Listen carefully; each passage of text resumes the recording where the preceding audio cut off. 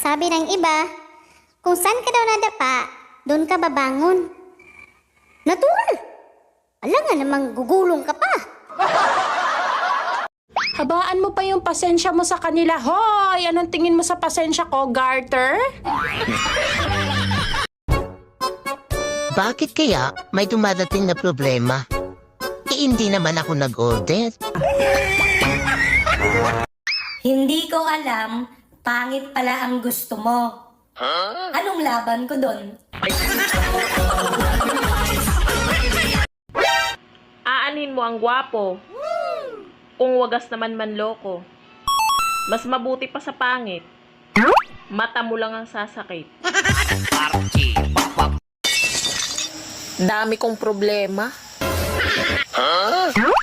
Hindi ka ba hihingi?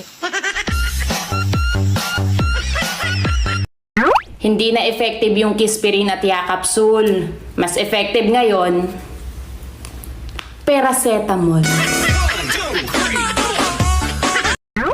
Yung pangako, andito pa. Pero yung nangako, andun. Nagsisinungaling na naman sa iba. Walang hiya ka. Akala ko apelido ko yung papalitan mo.